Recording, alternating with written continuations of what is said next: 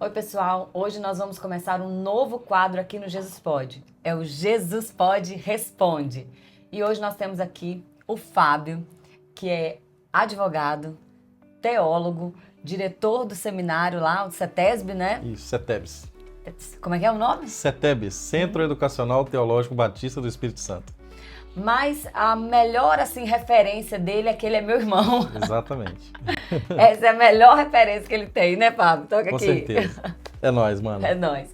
E ele vai nos ajudar hoje, porque nós temos várias pessoas nos mandam perguntas sobre vários temas. E o que mais chega para nós é sobre o Apocalipse. Muitas pessoas têm dúvidas sobre o Apocalipse. Inclusive, algumas pessoas que estavam lendo a Bíblia, que nós entrevistamos aqui, né, Fábio? Legal. A Ana e a Dani. Quando eu perguntei qual o livro da Bíblia que elas mais tinham dificuldade, qual foi? Sempre o Apocalipse. Né? Sempre o Apocalipse. Inclusive, tem pessoas que têm medo de ler o Apocalipse, Exatamente. né? Ah, eu tenho medo de ler o Apocalipse. E nós separamos aqui 5 das maiores perguntas que nos fazem sobre o Apocalipse. Primeira pergunta, tudo bem, Fábio? Tudo jóia, graças a Deus. Vocês Juliana. lembram do Fábio, gente? O Fábio me ajudou aqui no Jesus Pode, no período que eu Na fiquei. segunda temporada. Segunda temporada do Jesus Isso. Pode. Ele estava aqui me ajudando. Então, já é conhecido, né, Fábio? Isso. Você já conhece. Fábio, você auxilia na igreja de... Eu sou pastor auxiliar, né, na primeira igreja batista em Barra de São Francisco, aqui pertinho. Um abraço ao pastor Junei, né? Com certeza. Abraço ao nosso pastor, nossa igreja. Isso aí. Vamos lá. Primeira pergunta. Preparado? Preparado. Preparadíssimo? Vamos ver, né? Primeira pergunta. Quem são os 144 mil descritos no Apocalipse? Bacana, pergunta excelente, hein, Juliana? É Simples. difícil? Fácil. Fácil? Ah, para. Não é fácil, não. Alguém sabe? Não é uma pergunta fácil, é polêmica. Existem várias correntes, né, teológicas que interpretam o livro do Apocalipse, né? Mas a gente vai tentar respondê-la.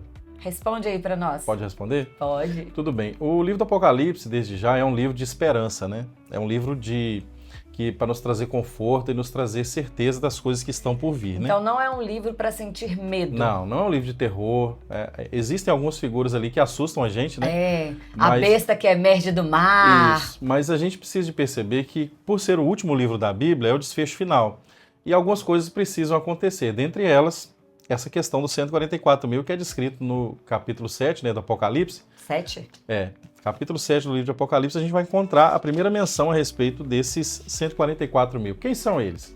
Né? A Bíblia aí descreve, Juliana, que são 12 mil de cada tribo de Israel.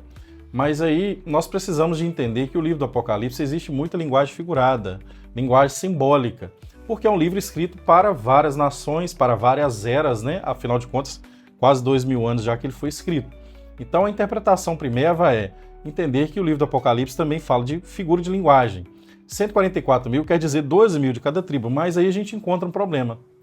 A partir do cativeiro babilônico, lá no século 6 a.C., já não existe mais nenhuma das 10 tribos do norte, que a gente fala das 10 tribos do norte. Vamos lá, vamos explicar para o pessoal aí. São 10 tribos... Isso, foram para... Que formaram... Isso, que formaram o Reino do Norte, chamado de o Reino de Israel, que a capital era Samaria, né? No cativeiro, na invasão da Síria, ocorreu a dispersão, né, dessas 10 tribos, e a gente já não mais encontra essas 10 tribos entre o povo de Israel. Logo após também houve o cativeiro de Judá, né, que Judá, o reino do sul, que a capital era Jerusalém, foi dispersa também, foi levada para a Babilônia. Hoje ainda a capital é Jerusalém. Jerusalém, né? Exatamente. A capital, na verdade, não simbólica, né? É simbólica. Porque a capital de Israel hoje é Tel Aviv ainda, Sim. né? Reconhecida pelas Nações Unidas. Mas existem alguns países Trump que reconhecem Jerusalém. Que vai voltar, né, o consulado para Jerusalém. Exatamente. Vai arrumar uma briga aí, né? Uma possível, mais uma, né? Mais uma. Como se já não bastasse. E nós bastasse. torcemos para isso, né? Com certeza. Mas então, o Apocalipse trabalha com muita figura de linguagem. Então, o que a gente entende aí? Esse número, 144 mil, é um símbolo, na verdade, não é um número taxativo. Né? A gente entende que são 12 tribos de Israel e os 12 apóstolos de Cristo, que afinal de contas existem os fundamentos lá em Apocalipse dos 12 apóstolos de Cristo, cada fundamento com o nome de um apóstolo. Então o que a gente entende? Esse 12 vezes 12 é uma totalidade. São os dois povos da antiga aliança, tanto o povo judeu quanto a igreja do Senhor. Os 12 patriarcas, né, as 12 tribos e os 12 apóstolos de Cristo. E aí a gente multiplica esse número 12 vezes 12, dá 144. E por que 1000? Porque na linguagem apocalíptica, na linguagem bíblica, profética apocalíptica, esse número 1000 é um número incontável, é um número extremamente expressivo, é um número enorme, é um número grande, o número 1000.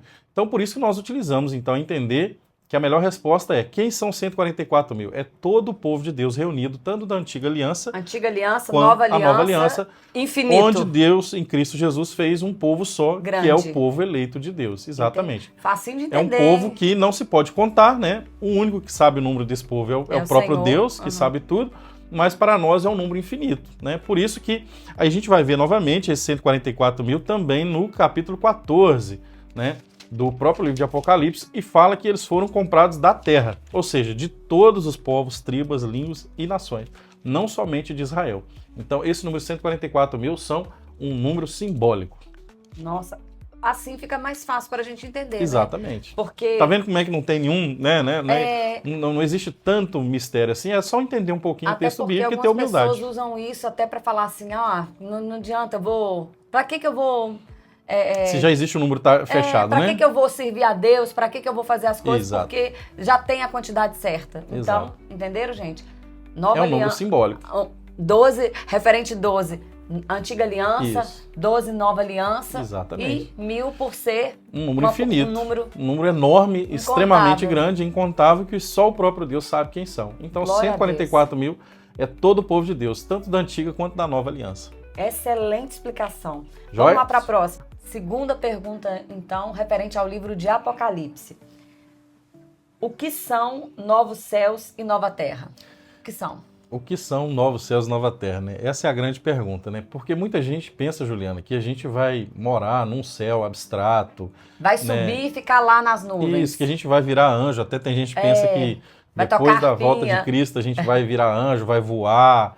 Vai ser algo assim... Já outros acreditam que vai destruir isso tudo aqui. E não vai ter mais nada. Não vai ter mais nada. Então, existem essas variantes aí dentro do pensamento escatológico. Bem, por que a Bíblia diz lá em Apocalipse 21 de novos céus e nova terra?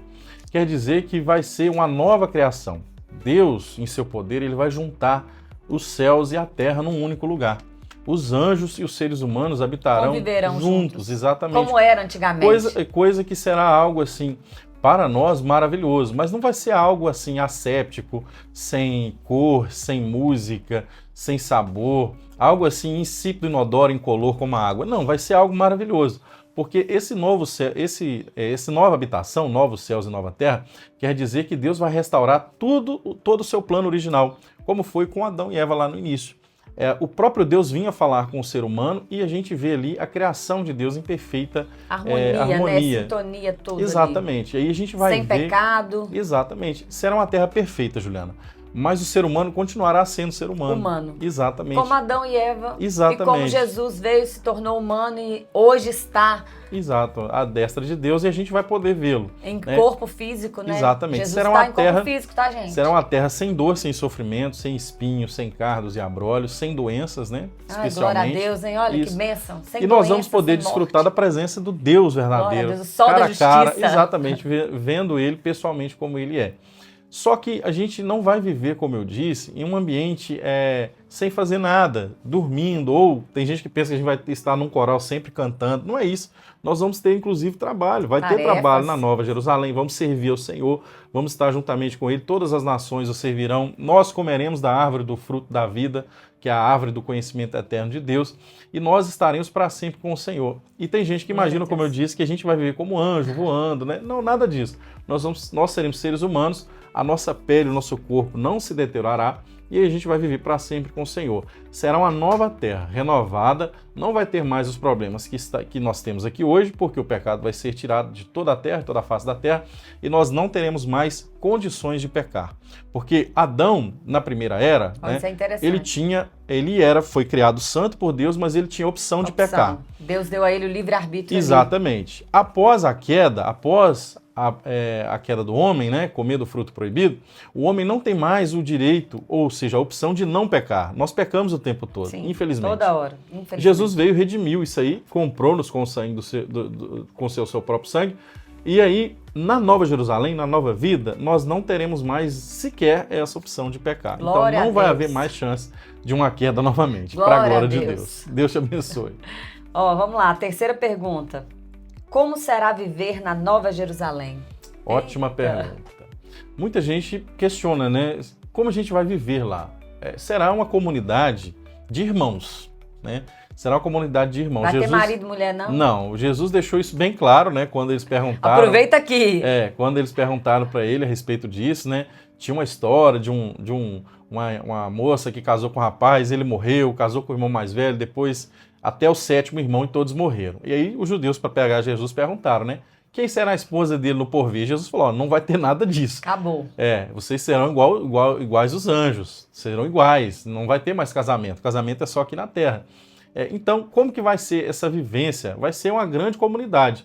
Deus será o nosso Pai, Jesus o nosso irmão mais velho, e todos nós seremos irmãos, coabitaremos juntos com o Senhor. Haverá tecnologia, eu acredito que a tecnologia não vai parar de crescer, nós teremos capacidade, inclusive, Juliana, isso é um pensamento pessoal, que a gente vai ter capacidade de conhecer outros planetas, outras estrelas, galáxias. Deus vai nos dar oportunidade para isso, porque será a eternidade. Eu imagino que a gente vê de longe, né, a constelação, a galáxia de Andrômeda, a gente vai poder ir lá. Eu acredito que a gente vai conseguir chegar à tecnologia de inventar uma máquina que viaje na velocidade da luz ou teletransporte. Talvez nós mesmos faremos isso. A própria tecnologia vai ditar isso aí. O próprio Jesus, quando ele ressuscitou, ele atravessou paredes no corpo físico. Isso, exatamente, né? Com o mesmo corpo, né? Então, como que vai ser viver na Nova Jerusalém? Vai ser essa bênção eterna. E, principalmente, não haverá mais dor, tristeza, né? E a gente tem que entender o seguinte, será uma terra regida pela justiça de Deus. Glória a Deus. Isso é o mais importante, né? É fazer de tudo para ir para lá. Exatamente. Na verdade, a gente não precisa fazer nada para ir para lá, né? É se render aos pés do Senhor, né? Confiar em Deus. O que precisava ser feito, Jesus fez e fez completo. Quarta pergunta. Como e onde estão os que já morreram? Gente, tantas pessoas têm essa dúvida. Excelente pergunta. Como e onde estão aqueles que já dormem em Cristo? Dormem em Cristo, que já morreram. Os que já morreram. Porque alguns dormem em Cristo, outros não, né? Aqui eu preciso citar, por exemplo, a parábola do rico e Lázaro, né? Que é a famosa parábola em que Jesus faz essa menção de quem já partiu. A gente entende ali que Lázaro é uma pessoa que está consciente, né? Após a sua morte, ou seja, tem pessoas que acreditam que quem, por Paulo utilizar em Tessalonicenses a figura de linguagem, né, não precederemos os que dormem, acredita que os cristãos ou os que morreram sem Cristo estão dormindo. Isso não é verdade.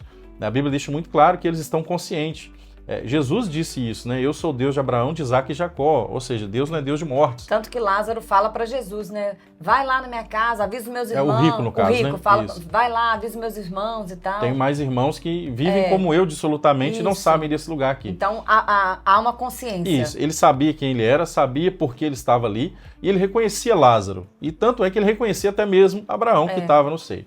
Então, a gente entende que eles estão conscientes, sabem quem são, e quem morre em Cristo já está em glória, ou seja, já está gozando da eternidade com Cristo. Se você tem um parente que já partiu, se ele partiu confiante no Senhor, independente da religião, mas se ele partiu confiante no Senhor Jesus, ele está gozando da eternidade bendita com Jesus. Se ele aceitou Jesus, reconheceu Jesus como Senhor e Salvador, se ele entende que o sangue de Jesus o purifica redimiu de todo o pecado, ele está com Cristo. Está em Cristo. Exatamente. Amém. Independentemente de batismo, de qualquer outro rito, né, que possa entender que interfira nisso. Porque o ladrão da cruz não teve oportunidade de se batizar. Mas a Bíblia mesmo diz, né, que se você tiver oportunidade... Precisa se batizar, com certeza. Né? E aí, Juliano, o que a gente entende? Então, como eles estão? Estão conscientes, sabem quem são. Quem morreu em Cristo já está em gozo eterno com Jesus. E quem morreu, infelizmente, sem a salvação, está sem Deus e aí perdido eternamente, sem recurso de se redimir. Aguardando o julgamento. Exatamente. Né? Não foram julgados ainda, não foram julgadas, porém já estão em tormento eterno, como o rico dessa passagem também. Quem morreu em Cristo. E aí estão aguardando a ressurreição final. Eles vão ressuscitar com o corpo antigo deles e quem morreu em Cristo também vai ressuscitar com o corpo em glória. Então quem morreu em Cristo já recebe um bônus adicional, né? Exatamente. Que não é ainda o estado dele é definitivo. O estado de salvação é definitivo. O lugar não é definitivo. Não, sim. É isso que bônus. Exato. É isso que a gente precisa entender. O estado é definitivo, ou seja, ele já está salvo. mas o lugar ainda é transitório, porque essa nova Jerusalém, novos céus, nova terra, vai reunir essas pessoas que morreram desde o justo Abel até o último crente que vai morrer em Cristo Jesus quando Jesus voltar. É aquela pessoa, vou dar um exemplo aqui talvez mais assim. Mais simples. Uma pessoa, por exemplo, que está indo para uma viagem para um lugar muito bacana, mas chegou ali no aeroporto e ela tem o acesso à sala VIP. Exatamente. Então é uma sala VIP ela está aguardando, antes de chegar. Exatamente, num lugar melhor do que todo mundo. E quem não tem, perfeita vai colocação. vai ficar lá deitado no chão do aeroporto. Exatamente, né? No calor, né? Na pista sem comer. de pouso, na verdade, na pista de pouso, no calor de meio-dia, sem sombra e sem água. Então, se você tá vivo, corre pra Jesus. Para os pés de Jesus, com certeza. Vamos lá, a última... Fábio, engraçado que pessoas que... Você já deve ter visto, com certeza, relato de pessoas que estavam em coma, que quando acordam, depois de anos, de tempo, falavam assim, olha, eu ouvia tudo, eu estava vendo. Exato. Ali, estava no estado de coma, né, mas estava sabendo tudo que estava acontecendo. Ciente do que estava acontecendo, é mais ou menos isso, né? E quando a Bíblia usa essa figura de linguagem, Juliana, que eles estão dormindo, quer dizer que estão dormindo, uma hora vai acordar, né? E para nós, em relação a nós, verdade, eles estão eu tinha dormindo. pensado nisso, verdade. Para nós, eles estão dormindo em relação a nós, mas quer dizer que uma hora eles vão acordar, e realmente é o que vai acontecer. Acordar para o julgamento. Exatamente. E não é raro a gente ver cristãos, até cristãos ortodoxos, né? Que acreditam no sono da alma. E, na verdade, a Bíblia informa que, na verdade, não. Você vai estar consciente, plenamente consciente, durante toda a sua vida, inclusive pós a morte também. Última pergunta. Com que corpos ressuscitaremos? Perfeito. Essa pergunta é uma pergunta muito boa. Por quê? Quando a pessoa tem dúvida, a gente logo imagina alguém que, por exemplo, morre com mais de 100 anos. Pastor Custódio, por exemplo. Quem conhece o Pastor Custódio morreu com 103, se eu não me engano. Será que ele vai ressuscitar com aquele corpo debilitado, coitado, que ele estava, né, já debilitado pela sua longevidade? Uma pessoa, por exemplo, que perdeu uma perna, perdeu um braço, amputado. Essas situações. Ou até um recém-nascido, né, um natimorto, por exemplo, né, cresceu, mas não nasceu, morreu no ventre da mãe ainda. Como que essas pessoas estarão na eternidade, né? Na verdade, Juliana, a Bíblia nos informa que nós receberemos um corpo igual ao de Cristo. Isso é importante a gente frisar, né? A Bíblia, quando fala que nós receberemos um corpo igual ao de Cristo, Cristo, ele veio à Terra, começou o seu ministério a partir dos 30 anos. E ele ressuscitou com 33 anos, que foi a sua morte. Então a gente acredita que, pela ciência biológica, o apogeu, né, o máximo de força que o ser humano tem é mais ou menos nessa idade, aos 30, 33 anos. Sim, verdade. Digamos assim, o ápice físico do ser humano. Então, Deus, na sua infinita bondade e misericórdia, vai fazer com que cada ser humano ressuscite exatamente nessa idade aparente, aproximadamente 33 anos. De onde eu tiro isso? Primeiro, a Bíblia informa que nós receberemos um corpo igual ao de Cristo. Tanto João quanto Pedro falam isso em suas cartas. Mas também é importante a gente lembrar de como Deus fez Adão e Eva. Pensei nisso porque também. se a gente olhasse para Adão e Eva no dia do seu nascimento, a gente daria para eles idade adultas, porque eles já estavam aptos, inclusive, a ter filhos. Isso. Então, só a gente olhar para trás, vai ser tudo como no começo. Nós teremos a idade aparente de Adão e Eva lá no início. Então, esse corpo que nós receberemos não sofrerá mais os danos, né, do colapso temporal, das rugas, né, que tanto atrapalha da dor no joelho, dor nas costas. Exatamente. Não vai ter mais isso, os nossos rins serão perfeitos, nossos corações serão perfeitos. A gente vai ter um sistema digestivo perfeito. Quem sofre, por exemplo, como você disse, né, com alguma doença, artrite, artrose, dor no joelho, isso vai acabar. Pessoas que tiveram membros do seu corpo amputados, por exemplo, ou que nasceram até mesmo sem, né, pessoas que nasceram sem a visão, por exemplo, receberão a visão, receberão a audição, serão pessoas redimidas, transformadas e terão um corpo perfeito igual ao corpo de Jesus. Então você imagina, se você perder um braço ou uma mão, você, por exemplo, não anda, né, é paralítico ou tetraplégico, coisa assim, lá no céu você vai ter um corpo perfeito para gozar de toda a eternidade. Inclusive, como a gente disse, os natimortos, né, eles receberão um corpo adulto. Um corpo adulto. O pastor Custódio. Explica aí, natimorto, porque às vezes a pessoa fala, o que é isso? É linguagem jurídica, né? Ele é advogado, tá? Às vezes. Exatamente. O natimorto é aquela criança, na verdade, que foi gerada no ventre da mãe, mas não chegou a nascer com vida. Ela perdeu a vida por um motivo ou outro, ou acidente, ou uma má formação, ou um aborto espontâneo, e essa criança não nasceu. Então a gente não computa ela sequer no Diário dos Vivos, né? Ela não tem CPF, ela não tem certidão de nascimento. Não tem certidão de nascimento, porque o nosso Código Civil dá a vida somente do nascimento, realmente. Nasceu. Nasceu com vida, Aí Mesmo que morra... segundos depois, não interessa. Sim. Aí sim, ele vai ter o seu Registro. CPF, registro, vai alterar no mundo jurídico. Mas se ele faleceu antes mesmo de vir à luz, aí é um natimorto que a gente fala.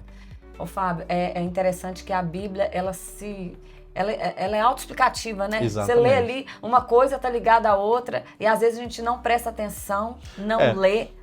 A Bíblia, na verdade, Juliana, ela mesma se explica, né? Sim. Se você entender bem o Antigo Testamento, você vai entender o Novo Testamento também. E ela tem apesar de 1.500 anos, né, que demorou a sua confecção, de 40 autores, 3 continentes, né, África, Ásia e Europa, mais de 40 autores, ela tem uma linguagem só. Desde Moisés até João é uma linguagem só, então ela mesma se explica. Existem alguns trechos difíceis? Com certeza. Sim. Existem trechos difíceis, mas tudo que está escrito na Bíblia foi escrito por Deus e para a glória do seu nome, para que nós possamos compreender a vida eterna. O que eu falo sempre é, leia a Bíblia. Exato. Eu não entendo. Leia. Exato. Leia que E o uma Espírito hora, Santo nos Santo, ilumina, sim, né? Às vezes você fala... Eu lembro da nossa avó, né? Uhum, Ela a não Zilda. lia, mas pedia gente para ler. E ela... Gente, leia a Bíblia. A Bíblia está Exato. aqui. Nós temos ela ainda, né, Fábio? Com certeza. Então, enquanto nós Enquanto tivermos a gente a puder Bíblia, usar, vamos usar, né? usem. É. Gente, A própria Bíblia fala, né, que passarão os céus e terra, mas nenhum tio da palavra vai cair por Nada. terra, né? Isaías fala, né, que as nações são como relva, né, e o seu resplendor todo como a erva do campo, mas a erva vai murchar, vai acabar tudo e a palavra do Senhor nosso Deus vai permanecer para sempre.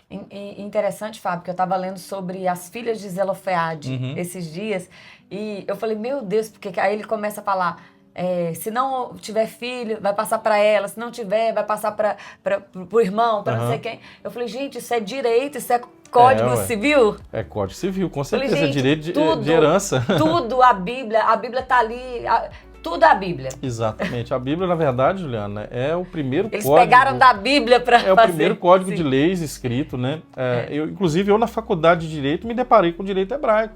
Uma das coisas que a gente estuda no direito é também o decálogo, os 10 mandamentos, que é a lei de Deus, não matarás, não furtarás. Pois é. É um bom tema para o nosso próximo Quem Jesus sabe? Pode Responde, os 10 mandamentos. Exatamente. Gente, muito obrigado. Fábio, quer falar alguma coisa? Valeu. Não, leia a Bíblia. Leia a Bíblia. E nós continuaremos, teremos mais quadros de perguntas aí. Se você tiver alguma dúvida, alguma pergunta, olha, isso aqui, sempre tive dúvida sobre isso. Manda aqui pra gente. A gente vai tentar responder. Tentar né? responder. Isso aí. Muito obrigado. E vamos lá, Jesus e não pode? se esquece, Jesus pode Todas as coisas.